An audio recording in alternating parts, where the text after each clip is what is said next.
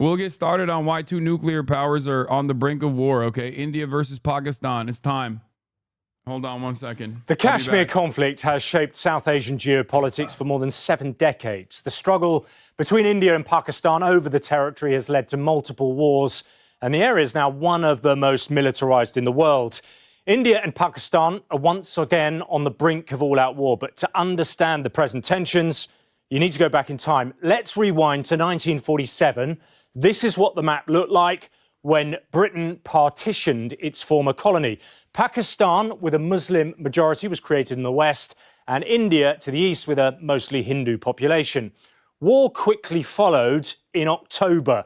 The Hindu ruler of the Muslim-majority Jammu and Kashmir originally sought to remain independent, but when Pakistani militants invaded Kashmir, he appealed for Indian military help. The ensuing war lasted until an armistice was implemented on the 1st of January 1949, splitting Kashmir into 2 parts. Tensions continued, though, with the Second Indo-Pakistan War in 1965, again over a border dispute, and the last conflict in 1999. But by this point, both countries had gained atomic weapons, raising fears of a nuclear confrontation. Since then, both sides have continued to face off over Kashmir with accusations of Pakistani support for terrorists, something Islamabad denies. The Mumbai attack was by far the most devastating, known inside India as its 9/11. In 2008, 166 people were killed over 4 days when 10 heavily armed gunmen arrived by sea from Pakistan, unleashing a coordinated wave of terror. The latest confrontation began 2 weeks ago after another barbaric terror attack, this time in India-administered Kashmir. A popular tourist destination was targeted, 26 people killed. One assailant reportedly told a survivor, "Go tell this to Prime Minister Modi." The calculated targeting of tourists appeared designed to provoke a strong Indian response. The attack was blamed on a group calling itself the Resistance Front, and it has links to Lashkar-e-Taiba, the same organisation behind the Mumbai attacks. India has long claimed LET is used as a proxy, something Pakistan denies. It says New Delhi has failed to show any evidence of complicity. India says its response has been measured and is not escalatory. But by striking compounds in the Pakistani heartland of Punjab, it's not being seen that way by Islamabad. Pakistan is calling the airstrikes an act of war. The main worry for the world and the region are the nuclear missiles aimed at each other. Pakistan has around 170 and India has 164. But even if the tensions are dialed down, as we've seen throughout the history, the underlying causes of the Kashmir dispute, steeped in unresolved colonial legacy, will remain and could break out at any time. Moving on to other news today that we have to get to, including new fighting between 2 nuclear-armed powers, India and Pakistan. We are now seeing the damage after India bombed sites inside Pakistani-controlled territory last night. This was in response to a recent...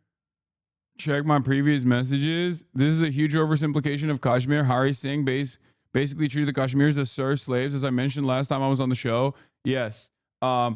Arun and myself had a long conversation about this. You can find it on my YouTube. It was very enlightening. It was very informative. And it was also contrary to what you normally see. Contrary to what you would normally see in mainstream news, it was Kashmir-centric. Like the focus of the story surrounded the Kashmir population rather than Pakistan or the Indian interests, like the interests of the Indian nation.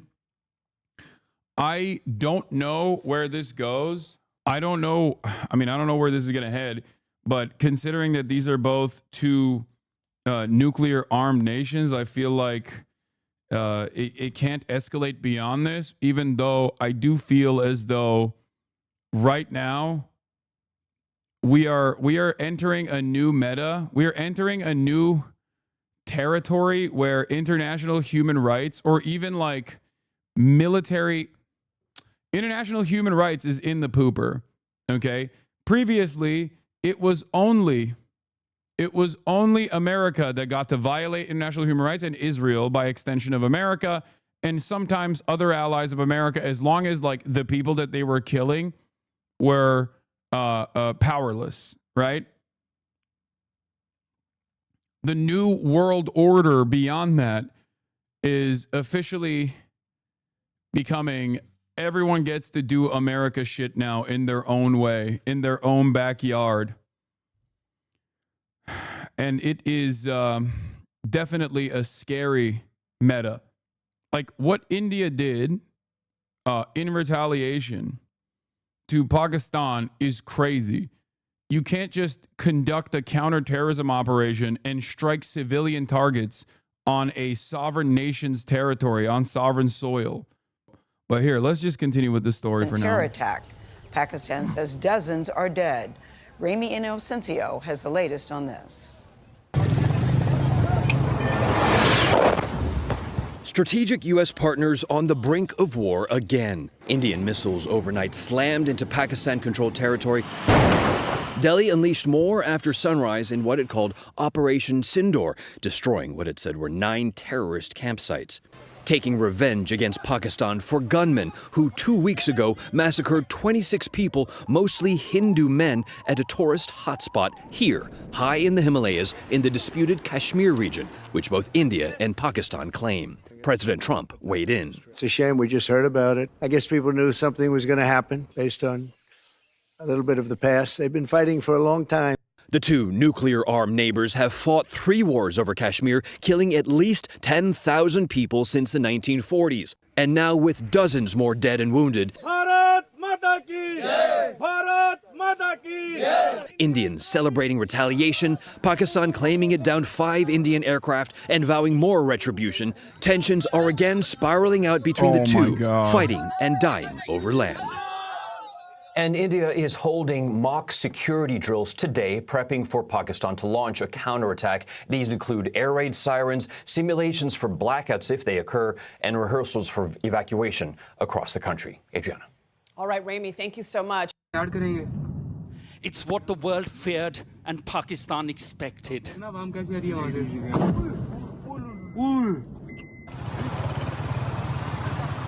Loud explosions filled the sky in the early hours of the morning in Pakistan's controlled territory of Kashmir.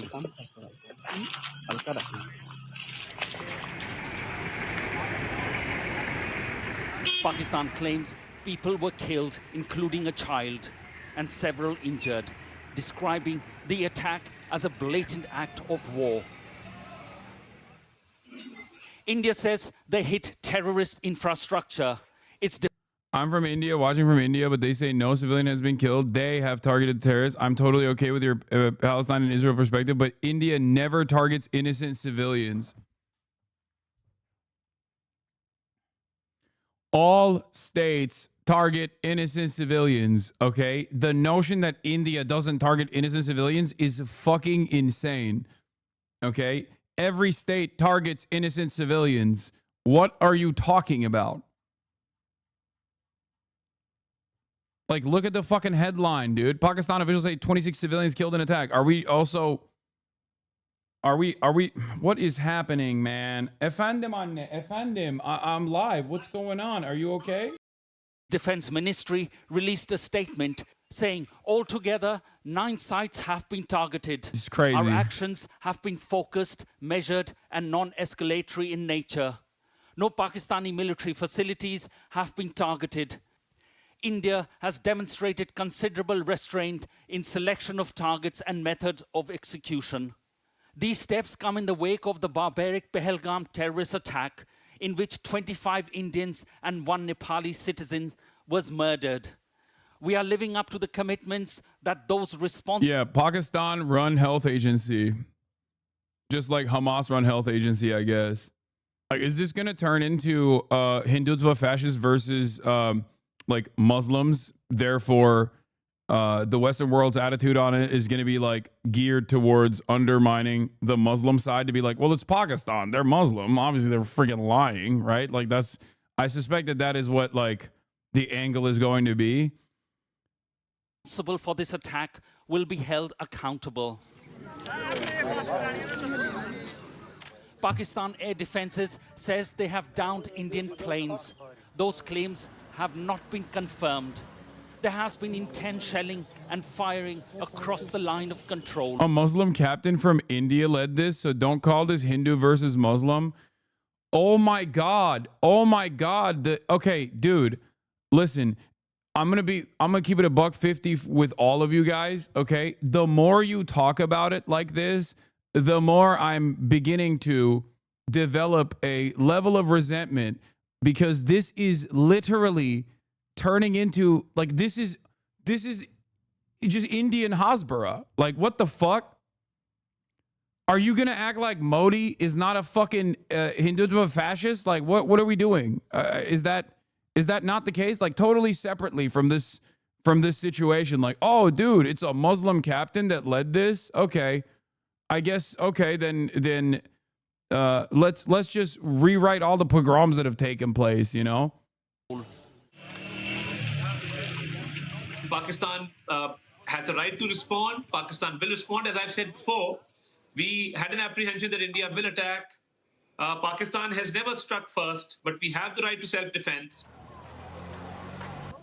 Kashmir is the crown over which the two nuclear-armed neighbors have fought several wars and are in a perpetual state of tension. These attacks can soon become a flashpoint that the world needs to be worried of its consequence. Well, Neville joins us live now. Neville, I guess the first question is, put in context for us the scale of military engagement we've seen in the last 24 hours. Well, this is a sort of a nuclear flashpoint. Kashmir has been called that. The two nuclear-armed neighbors have had several wars over Kashmir. There's been skirmishes. There's been sort of eye-to-eye, eyeball-to-eyeball military soldiers looking at each other, and along the 740-kilometer line of control in Kashmir, there has been. The Pakistan-based leader of a militant group has said 10 of his relatives have been killed in a missile strike by India. Doesn't attack citizens, by the way. Yeah, I know. A chatter actually linked this to me to say, no, this is confirmation that they are only striking terrorists. Ironically enough, they didn't realize that this is actually a confirmation that they're not only striking terrorists, that they're actually killing civilians. Okay? This only works if you are like, oh, well, they're relatives of militant leaders. Well, I guess they're fucking, open targeting now. Like, I guess they can do that then. You can just die. It's fine. The Pakistan-based leader of a militant group has said 10 of his relatives have been killed in a missile strike by India. Masood Azhar, chief of Jaish-e-Mohammed, Jem, said his older sister and his husband, his nephew, his nephew's wife, his niece, 5 children from his family were killed in a strike on a mosque in Bahawalpur, Pakistan. India launched strikes on sites in Pakistan and Pakistan-administered Kashmir on Tuesday night. Islamabad called the strikes a heinous act of aggression. Ro Khanna defended India? Are you fucking kidding me? India took a response to help take out some of the terrorist networks? Are you joking? Come on, dude. What the hell is going on? What is this?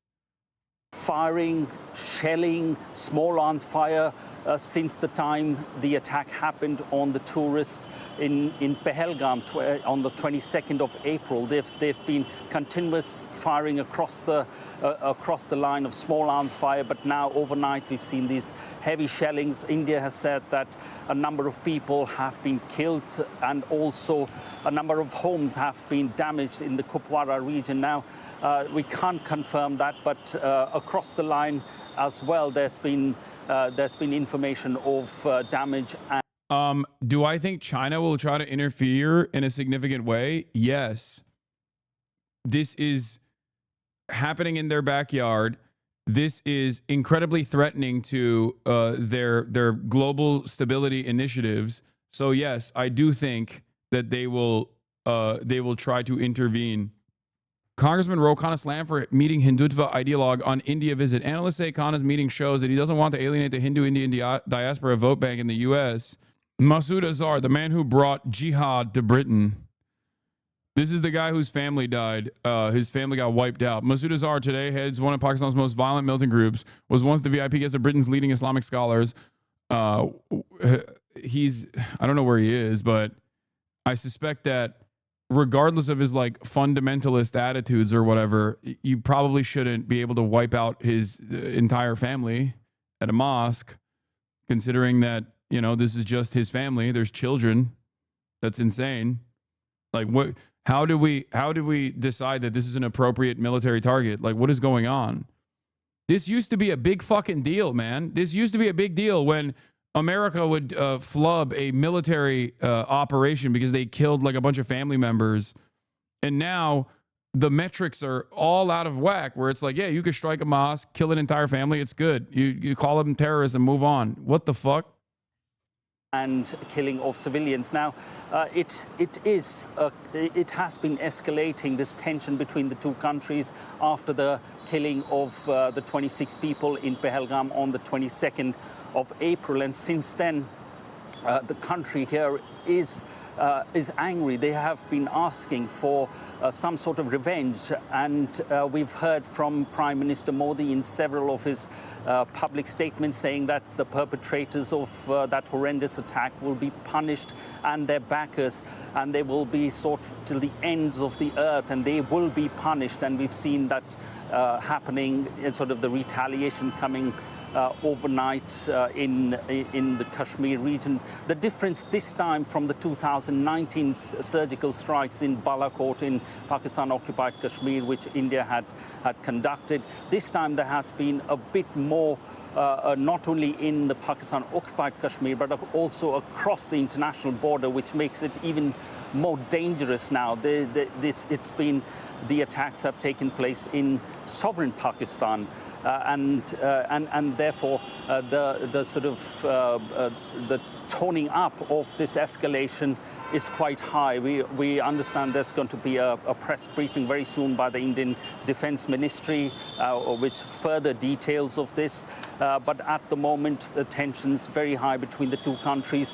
Just a few minutes ago, the Foreign Minister of India has put out a statement on X saying the world must show zero tolerance for terrorism.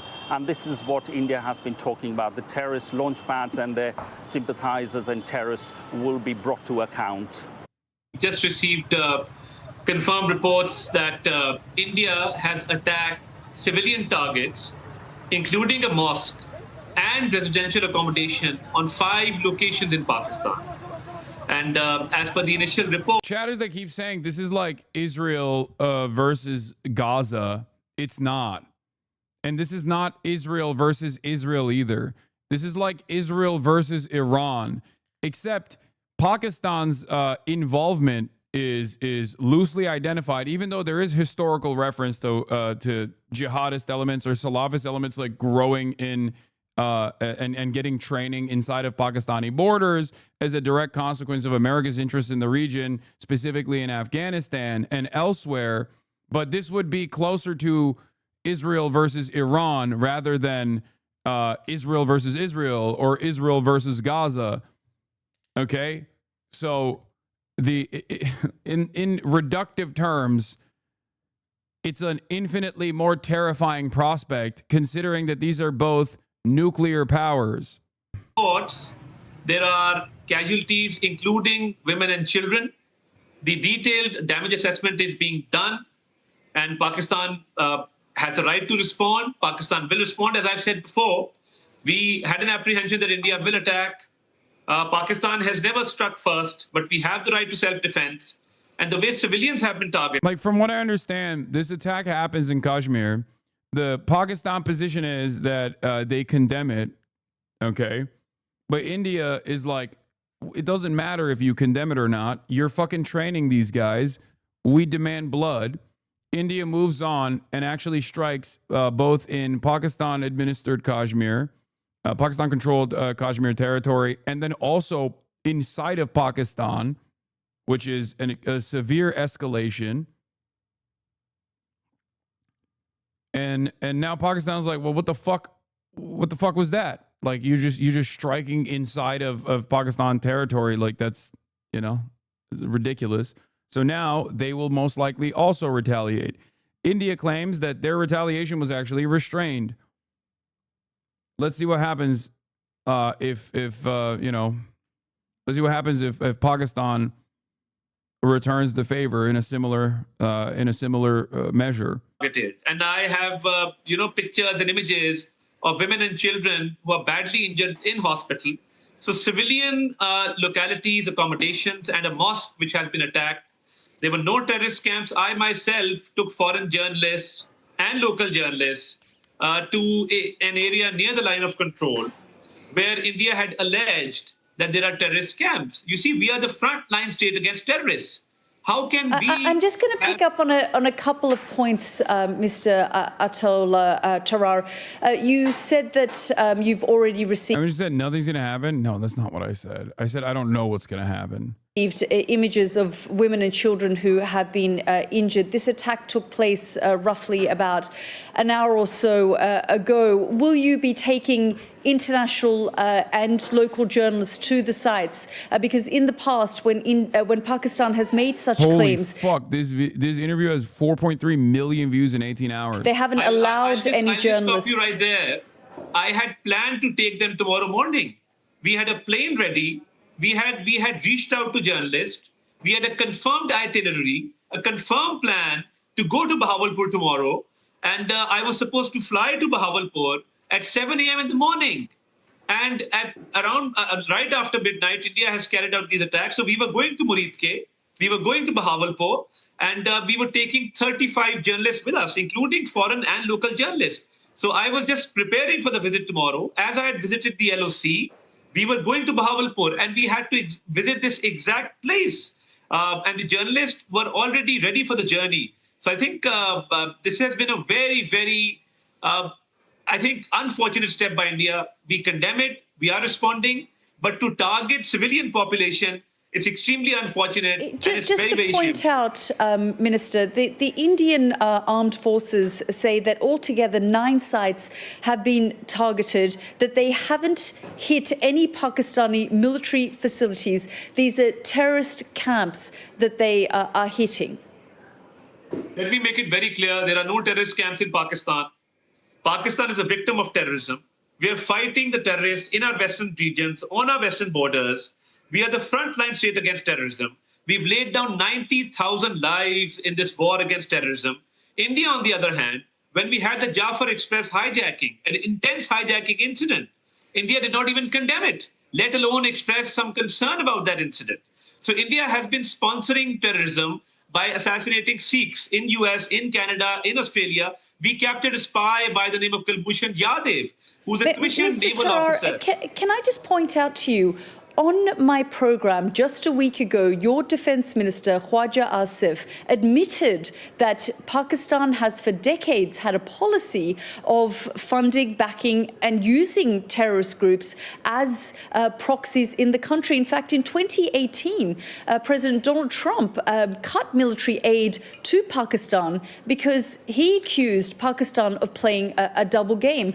So when you say there are no terrorist camps in Pakistan, that is going against what General Pervez Musharraf has said, what Benazir Bhutto has said, what your defence minister said just a week ago. In fact, what Bilawal Bhutto said to me a few days ago, he said that terrorism and funding and backing terrorist organisations has been and was part of Pakistan's history.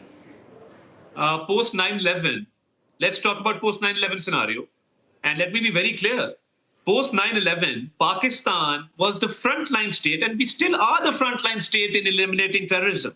You see, when we are the guarantors of world peace, because we are a wall between the terrorists and the rest of the world.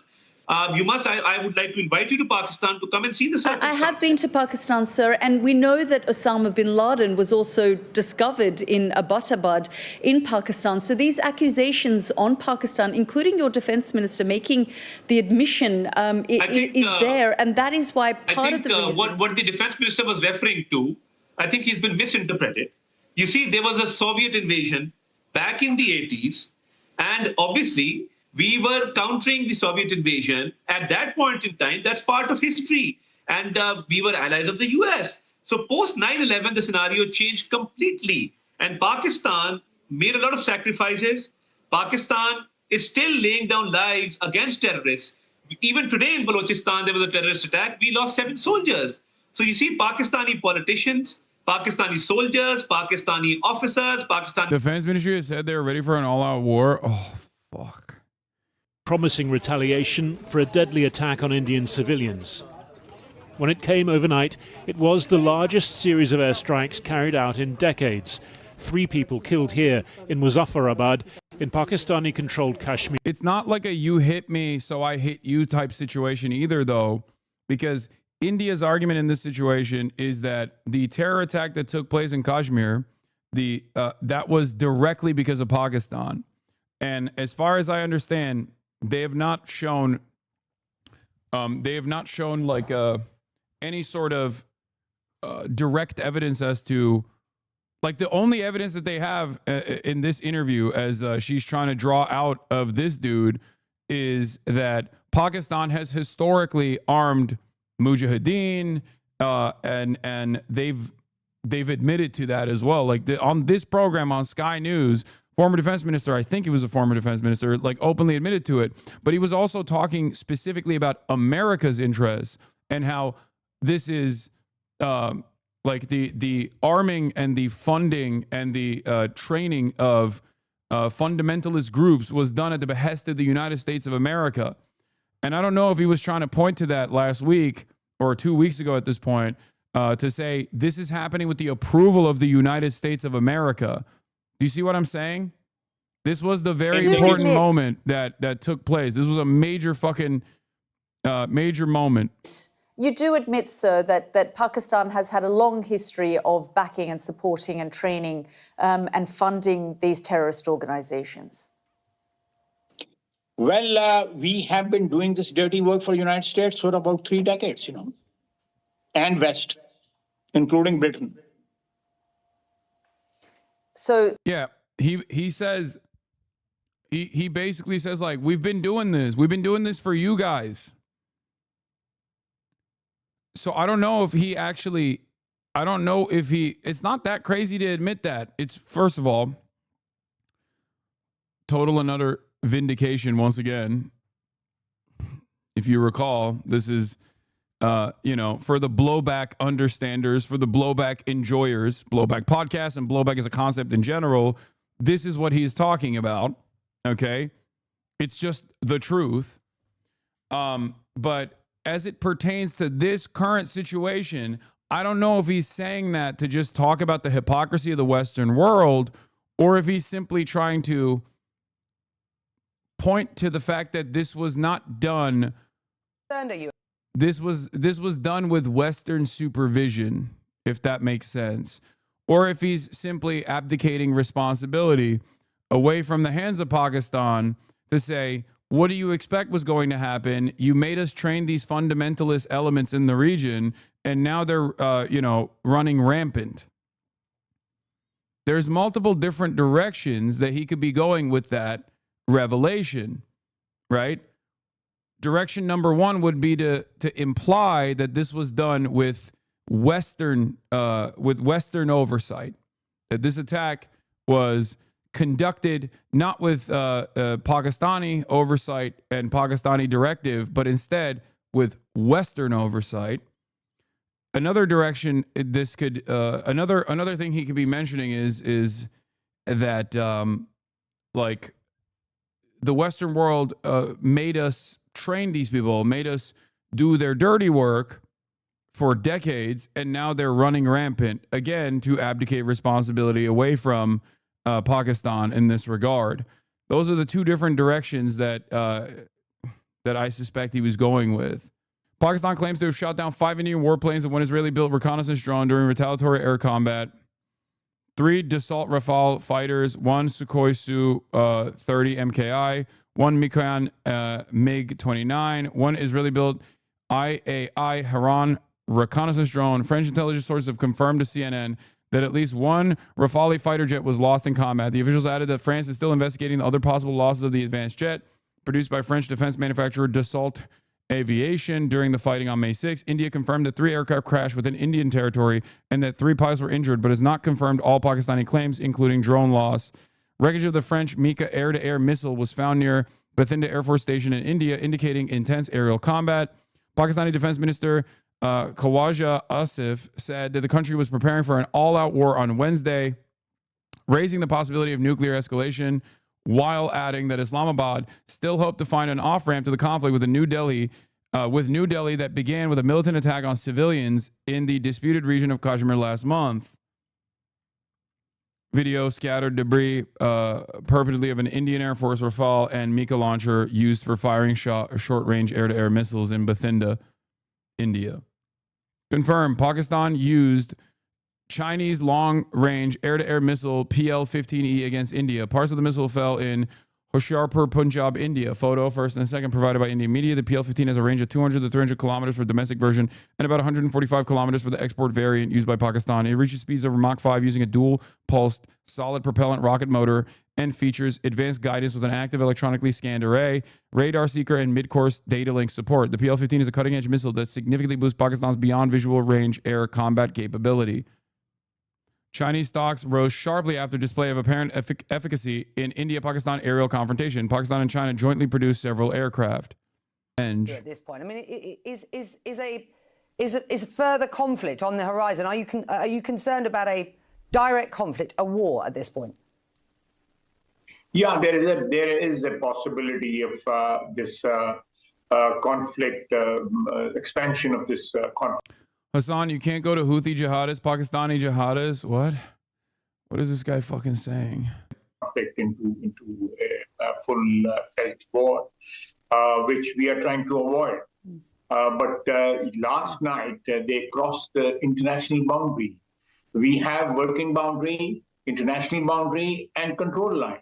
Like, calling Zaidi Shias and a nationalist emancipatory movement and a nationalist emancipatory militancy jihadists is so funny, because you basically are openly recognizing, openly admitting that your position is they're just Muslim. That's it. There are no differences between Muslim groups.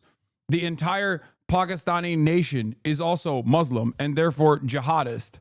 Everyone is a jihadist. Like, it's basically a more appropriate but still very racist substitute for calling them sand N-words or something. You know? It's insane.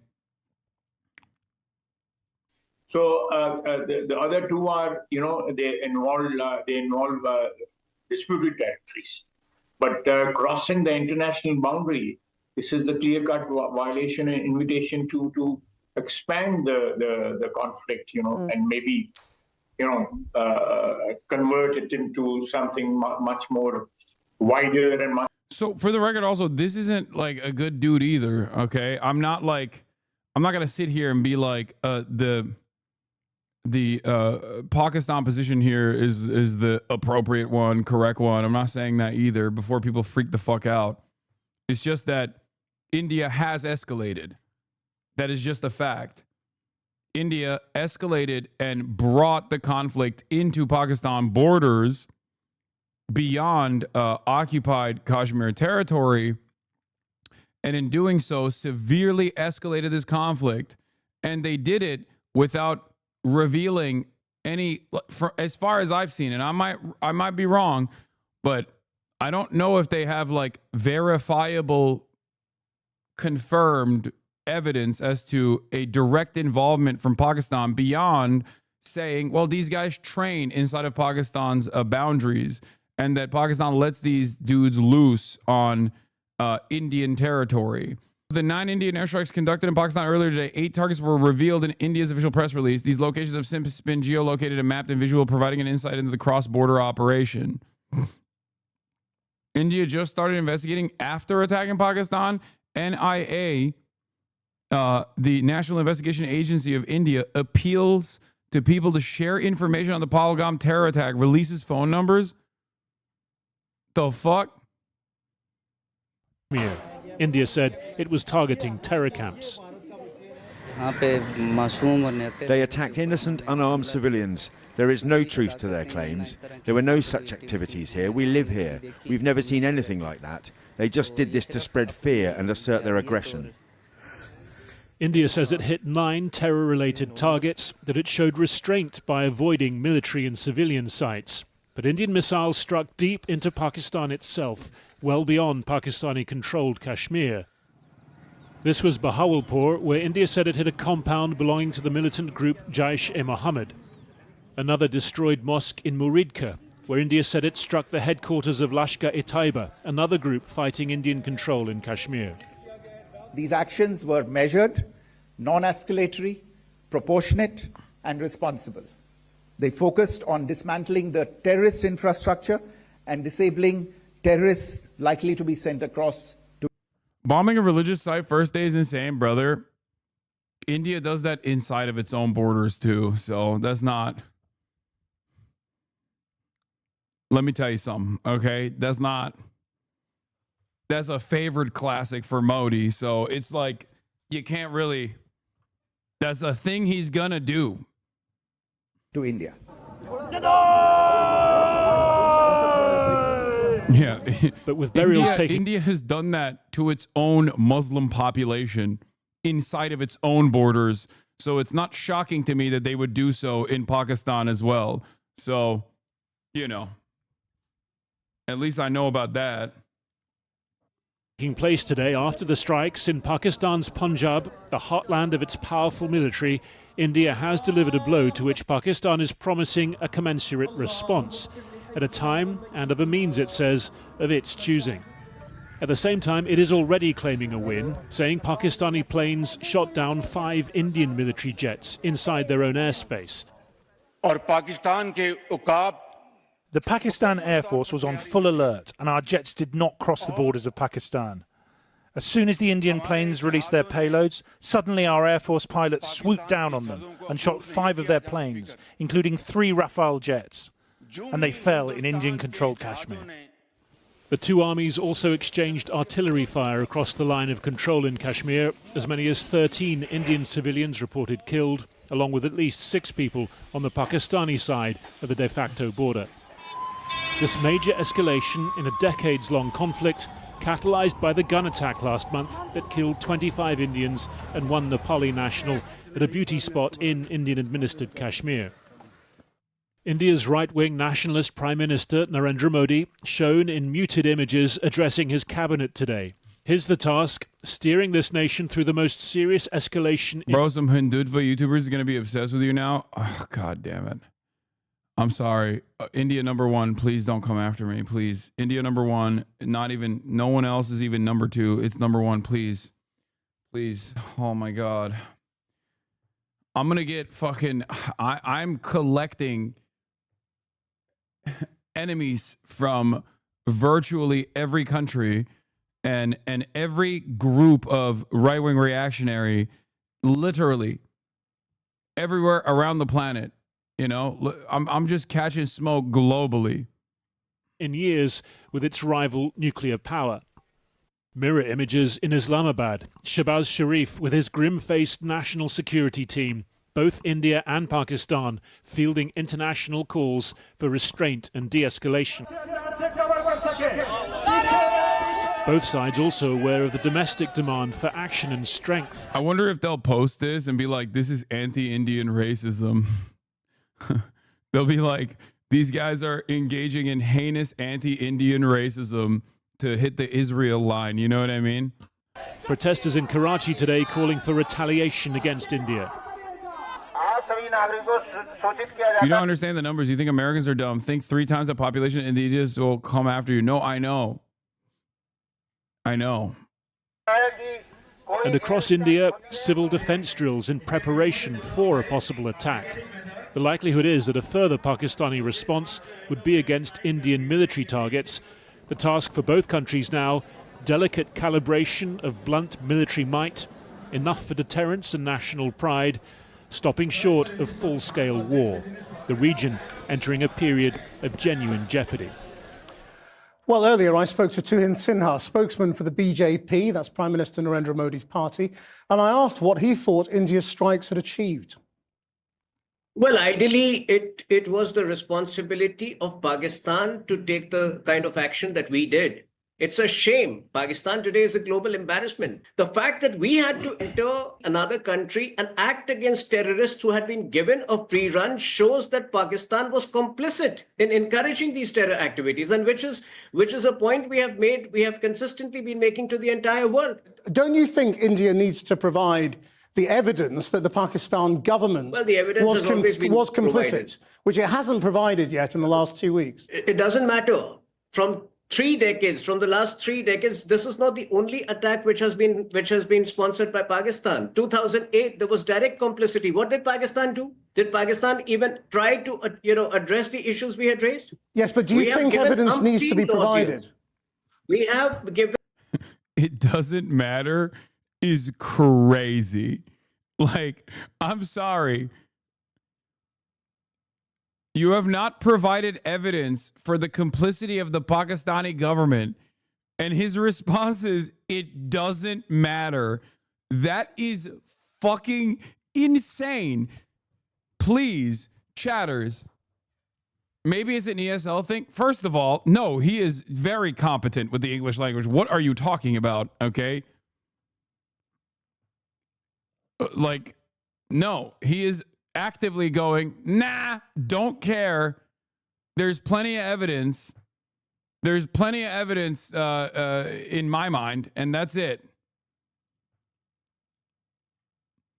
It is also shocking that the ruling the ruling party's attitude to crossing a severe boundary. Welcome to India, Hasan. Our politics is somehow more cooked than Turkey's politics. That is an incredible thing to just openly admit in the Western media too. Like, this shit probably plays well on like the Indian version of Fox News. You can be baying for blood like this, but going on like you're not Israel. Okay, I need to explain something to you. BJP, you are not Israel. You don't have a sophisticated network of propaganda and NGOs that you have designed after looking at the failures of the South African apartheid and have created like this incredible propaganda machine in an effort to basically go on and say, of course you're going to give us all the weapons and all the money, and we're going to keep killing fucking terrorists because, you know, it is what it is. We're fighting a war against evil here. You don't get to do that. You can't do that. Here, I'll give you a great example. Okay, Israel in the United States of America, Israeli groups are not considered. They don't have to register as foreign agents. Okay, pro-Israel groups do not register as foreign agents, whereas pro-Indian groups are registered as foreign agents. That distinction should be very clarifying. That distinction in and of itself should be incredibly revealing if you think that you can get away with saying stuff like this in the Western world. You can't. But I don't know, maybe the appetite that people have for death and destruction, where the receiving end of the militancy or the receiving end of violent acts and severe escalations is Muslim, so maybe they'll go along with it. I don't know. Yet in the last 2 weeks. It doesn't matter. From the last 3 decades, it doesn't matter. Not the only attack which has been sponsored by Pakistan. 2008, there was direct complicity. What did Pakistan do? Did Pakistan even try to address the issues? I think India is so big and has been around for so long and has its own internal caste dynamics and whatnot that they sometimes forget that, like, the way they see themselves in India is not reflective of the way that white supremacists see Indians in the Western world. It's not dissimilar to the way Turks operate, where they're like, we're above these fucking Arabs, you know? Like, I know this is a Turkish man. Let me tell you, Turks think that they have a Turkic supremacist attitude. They will get very mad when someone in the Western world says, like, you're Arab. Okay? But in the eyes of the Western world broadly, they do think you're no different than Arabs. They think you're Muslim. You're the same kind of person. What the fuck are you talking about? You're scary. Why are you talking to me? And it's the same thing with Indians doing propaganda in the Western world, where I think they are the white guys in their own country, because I don't mean like literally white in the way that you look at someone and the color of their skin. I'm saying like they are the dominant group in their own country, so they come into the Western world and think like, yeah, what are you talking about? Like, of course we're gonna do this shit. Most of the white nationalist accounts are legit run by Indians, Lamont. I know. That's why it's so funny when you got all of the like defend Western civilization accounts now talking about how Pakistan must be we must defeat Pakistan. guys with accounts like with the fucking white statue in the PFP posting suspiciously a lot about how Pakistan must be nuked to defend England, I guess. We had raised? Yes, but do you think evidence needs to be provided? We have given umpteen dossiers to Pakistan. In fact, between 2004 to 2008, there was a time when almost on an average every 35, 40 days, there would be a big terror attack in India through bomb blasts. Every time we would provide. Slowly starting to feel every non-white nationalist account is just an Indian Hindu cosplaying as his greatest fantasy. Every person in every nation will celebrate their nation's victory, except Abdul from India. Hindus won an international cricket tournament hosted by Islamic nation during the holy month of Ramadan. Who hosts? Pakistan. Who lost? New Zealand. Who's crying? Abdul from India. Radiant Christian, Zionist, Justice Crusader.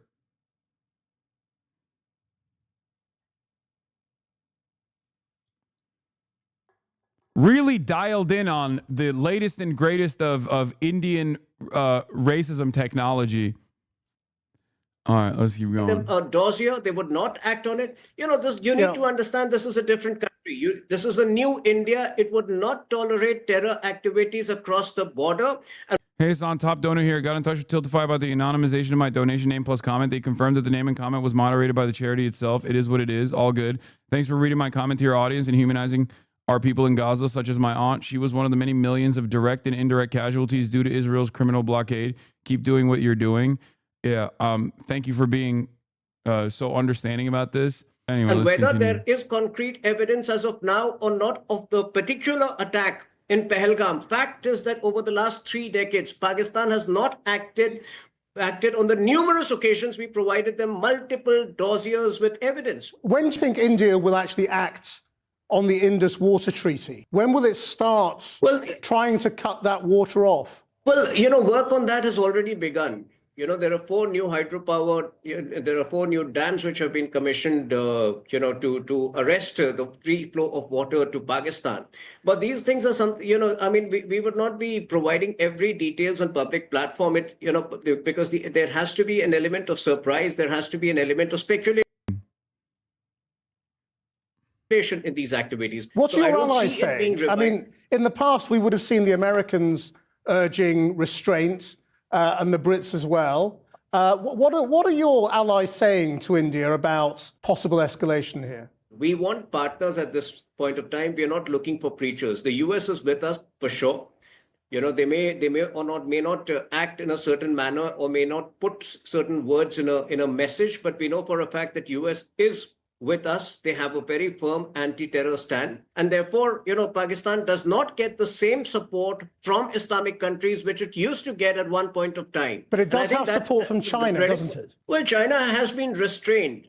I won't hide the fact that China, we don't have, there is a trust deficit between India and China. But again, China has been pretty restrained. China has not openly supported Pakistan. Tuhin Sinha, thank you very much indeed. Thank you. Well, I'm joined now by Hina Rabbani Kar, a former Pakistani Foreign Affairs Minister who pushed for closer ties with India. And if you were in government now, would you be arguing for retaliation or for de-escalation? God, if I could only contextualize what has happened in our region because of the impunity that has been provided to a belligerent, rogue, terrorist state that India has become. And the spokesperson, whatever his name was from BJP, and whatever he said about India is entirely true. India is not the same India, the India that was a democratic India in India, which was a secular India. This is the India of a man, Prime Minister Modi, who was denied entry into the United States, was not issued visa there because of his record of human rights of human killing in Gujarat. So this is the India that we're talking about, where hyper-nationalism and electoral gains has allowed them, not once, back in 2019, and even before that. I think it all started when I first started calling the world's attention to India becoming a rogue state, when they decided to do away with Security Council resolutions and re-annex Kashmir, occupied Kashmir at will, and saying now this is India's territory and no one could challenge them on that. But it was an attack Pakistan on has Indians that decided- started this round of violence, wasn't it? Look, absolutely, let's start with that. And you know how many attacks there have been on Pakistanis in Balochistan, which we have evidence that we have shared with the UN, unlike India, which decides to say it has no need to share any evidence. As this spokesperson of that Hindutva party, which is dividing India, which is dividing the region and the world, to be honest, said to you in your own program that they have no need to, because there's such impunity that they have no need to. All they have to do is make an accusation and then strike, go against international borders, forgo international law, humanitarian law, go and attack civilians because it feels it has the right to. So you sitting in the United Kingdom right now, But why has Pakistan allowed these groups to prosper in Pakistan? Why has it not taken action against them itself? You are making a supposition over here, and you are assuming that Pakistan has not taken action against terrorist groups when we have lost both civilians and military at higher number than, frankly speaking, any other country to report to terrorist action and to try and protect our country from terrorists. We have repeatedly said to India that terrorism... Wouldn't this be like if Pakistan held India accountable for like Balochistan separatist movements and then struck directly into India? Like, I feel like, isn't that what it would look like? Is a common problem. It's a regional problem, it's an international problem. We need to put forces together for sane elements to come together to be able to deal with rogue elements. But when the state decides to use whatever is at its disposal to become a rogue state, a state itself becomes a terrorist state, then where do you go other than the United Nations? Are even the Security you Council? now in favor of The maximum support Balochistan is getting from India is some couple of millions of dollars. Now, does India send its active trained fighters from India to Pakistan to attack Pakistani civilians? You'd be making a mistake to think that. retaliation? I mean, you carried out peace talks with India after the Mumbai attacks. But do you now want Pakistan to hit back?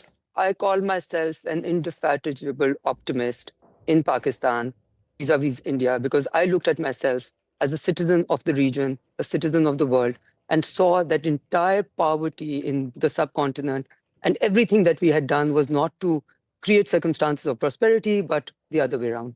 When I was foreign minister, the Pakistan People's Party government decided to start trade negotiations with India to really move away, because I believed I was a generation which was post-1971, and there was no question of wars again. Right, but And should then, Pakistan unfortunately, hit now? I mean, let's come back to my very first question. Should they retaliate or should they step back? So should Pakistan wait? Yeah, that chatter. I mean, look, I don't know. I mean, cursory analysis here, but solid bits of evidence proving that India supports terrorist forces in some Pakistani areas like Balochistan province, providing them with money, weapons, and training. Some sources close to the matter told the Global Times. While continually suppressing some of his rivals and neighbors in the international community with the excuse of anti-terrorism, India secretly funded terrorist forces in Pakistan in various parts of the South Asian countries, such as the separatist plague Balochistan, inciting local secessionists to undermine regional stability through terrorist attacks they revealed. Obviously, this is a very biased article, by the way. Through looking into historical materials related to the news reports from both Pakistani and Indian media sources, the Global Times found that India has a long history of backing terrorism in Pakistan. India's involvement in destabilizing Pakistan is a matter of serious concern. The case of Kulb Hussain Jadhav, a serving Indian naval officer, is clear evidence of state-sponsored terrorism and subversive activities. By the way, this isn't to say, I need you to understand something. This isn't to fucking say that Pakistan has a right to, one, rip through the Balochistan separatist movement and then simultaneously strike India. I'm not saying that at all. What I'm simply stating is, if you're looking at state actors on both sides of this conflict, one state actor has escalated to a degree where Pakistan has not.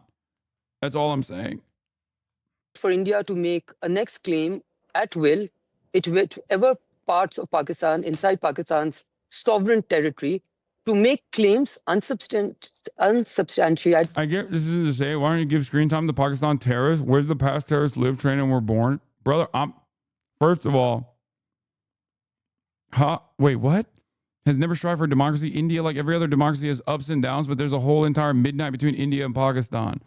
She is so full of trash, but they don't have camps in India. Ironically, the camps are still in Pakistan. I get this isn't to say, why don't you give screen time to Pakistan terrorists? Where did the past terrorists live, train, and were born? What did she say that was like so fucked up? Unsubstantiated claims and claims that they feel they have no right or no responsibility to give evidence, not only to Pakistan, but even to the international community, because the BJP, Jay Shankar, and Prime Minister Modi cannot take responsibility for their internal security, which is a result of political engineering that they have done in Kashmir in front of the world. If they cannot take responsibility, if they want to outsource all the security problems on Pakistan's name. She called India a terrorist rogue state? Yeah, I don't think that is fucked up to say. What are you talking about? Yeah, it is. What are we talking about? So is Israel. So is America. Any state that violates the sovereignty of another nation state, so is Russia. A great example of this would be Russia. Any state that violates the sovereignty of another state and strikes civilian targets is a fucking rogue terrorist state. She didn't even say India is a terrorist rogue state. I think she just said India is a rogue state. But I would go so far as to say, yeah, they're doing terrorism. And then attack at will and kill civilians, women, children, send them to hospitals in large. I'm sorry, I'm vehemently anti-Modi and his agenda, but to call India a rogue terrorist state is absolutely incorrect. I mean, this severe escalation that violates all...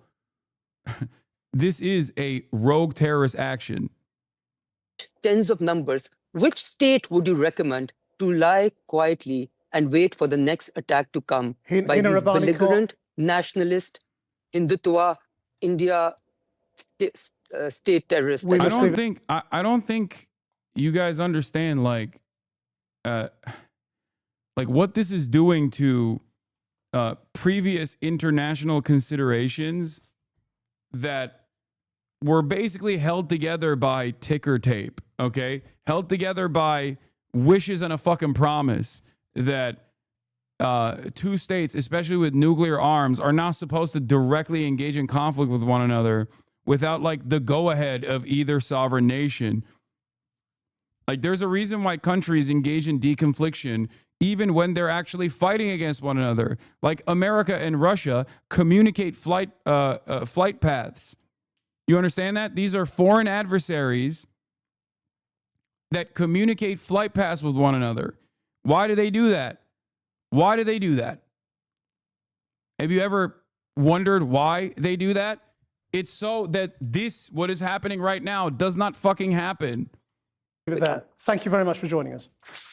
So how has it all come to this? And is there any player on the global stage who can step in to encourage the two sides to move towards a peaceful resolution? India and Pakistan had only been independent for months when they fought their first war over the fate of Kashmir in 1947. Thousands died. Chatters, he immediately said, okay, my bad, I hadn't seen that, okay? It's fine. Like, he just didn't see it. Before a UN brokered ceasefire. Muslims count on others' restraint so they can take advantage of others' reasonability, just like China and their blatant theft of intellectual property and processes, and using others to own court systems against them while foreigners lose all legal action in China. Yeah, China, the Muslim nation. Muslims love it when others are restrained so they can take advantage of others' reasonability. Yeah, Muslims love taking advantage of the restraint that America demonstrated after 9/11, where it went on a complete destabilizing mission, tens of millions of people displaced, millions of people killed directly through war in countries that were not even remotely involved with 9/11.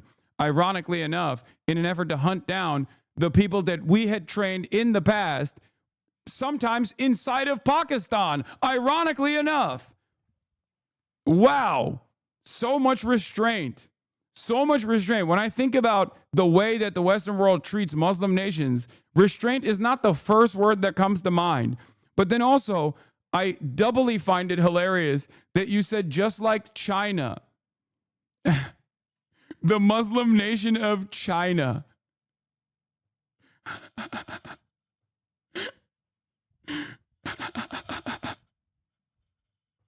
You can't even shake this guy. And yet, Western nations still accept them in their own countries, in our own lands.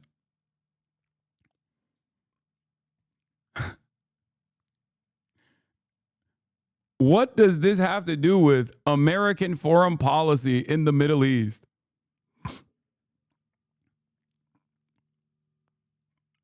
People think their own state's designation of terrorist applied and withdrawn whimsically are the end-all be-all of who's a terrorist and who isn't. There's a subjective designation by your state, and then there's actual definition of terrorism objectively applied globally. Most countries at the pinnacles of power engage in terrorism frequently and capriciously. Yes. Left the majority. So you admit that Pakistan is a training hub for terrorism? Yes, and for the record, so is India to a certain degree, okay? Yes. Pakistan has been historically a training hub for terrorism. Literally. Why is this news to you? Yes. Who, for whose interest is the question you must ask. For whose interest was Pakistan a training ground for terrorism? I wonder who played a formative role in this happening. Muslim region divided, with the promise of a vote to allow Kashmiris to have a say in their future. But that never happened. In the wake of a second war in 1965 came the establishment of a de facto border known as the Line of Control, a heavily fortified stretch of military outposts. There have been several flare-ups since with cross-border firing. I'm going to give you guys whiplash after this is done, by the way. And in 1999, an upsurge of fighting in the Kargil district, lasting 10 weeks, was brought to an end by US mediation between the now nuclear-armed nations. We're going to cover you on 3. After the 9/11 attacks, the United States' relationship with Pakistan became vital to its war on terror. But America's withdrawal from Afghanistan saw it drop Pakistan as a strategic partner. Now America is much closer to India, seeing it as a vital partner in containing Chinese power in Asia. I think the other big shift in the region is that China and Pakistan have also moved much more close together. China has sold Pakistan very advanced military equipment. And although China isn't necessarily willing to protect Pakistan from attack, I think it is willing to give Pakistan diplomatic cover in places like the United Nations. Normally, the world would expect America to try to mediate again. But Donald Trump is not obviously engaged with the matter. Yesterday, he claimed the two countries, who've only existed since 1947, have been fighting for hundreds of years. Well, here with me is Alexander Evans, who served as Deputy and Acting High Commissioner in both India and Pakistan. He's now a professor at the London School of Economics. Well, we've heard both sides, and pretty belligerent they are. Let's start with the initial claim. Could that first attack in Indian-administered Kashmir have happened without Pakistani complicity or knowledge? Could that attack have happened without the infrastructure that supports terrorist groups? Probably not. Do we know enough yet to know the precise details of attribution as to who was responsible and what the details were? Probably not yet. Do you think we'll get the evidence? We may, and I think different governments, India will have evidence, Pakistan will have evidence, other countries will have evidence. The question is what will be released publicly, I think, particularly in this battle for information that we're already seeing taking place. And we heard Pakistan's counterclaim that India supports Baluchistan militants in Pakistan. Is that likely also to be true? I think what you get is allegations on both sides. The challenge here is discerning what is accurate from what is not. What we do know is that a large group of tourists were gunned down in Kashmir, and that has triggered the most serious crisis between India and Pakistan that we've seen for, I would argue, well over a decade. Right. Is there any external player that's relevant here? Or is this a bilateral question that they need to work out themselves? The ultimate decisions, I think, will be made in Islamabad and Delhi. These are two sovereign nations, they're proud nations, and they'll make decisions that they see in their own national interests. The interesting question is how much Islamabad may listen to Beijing, given the proximity of Pakistan and China. And China has played a discreet and quiet role in crises past. But what you're seeing is a chorus of different states engaged, encouraging de-escalation. We got a 1K dono, anonymous 1K dono. Hell yeah. Not necessarily condemning India's choice to take military action. And what would China's position likely be? Because China is also in dispute with India over. I'm realizing how deep nationalism for India is ingrained in me before my eyes in the wake of this escalation. Every point you're making is so logical, but there's an internal resistance within me that's getting sad/mad, and I have to actively work to shut that part off and listen to the merits of the arguments. Just saying everyone isn't perfect, Chad. It's okay to be on a journey. Hell yeah, chatter. A part of Kashmir. My sense is that China's risk appetite in terms of India-Pakistan relations is not that different to the risk appetite in Washington or London or Paris or indeed in Riyadh. Most other countries don't want to see India and Pakistan go to war.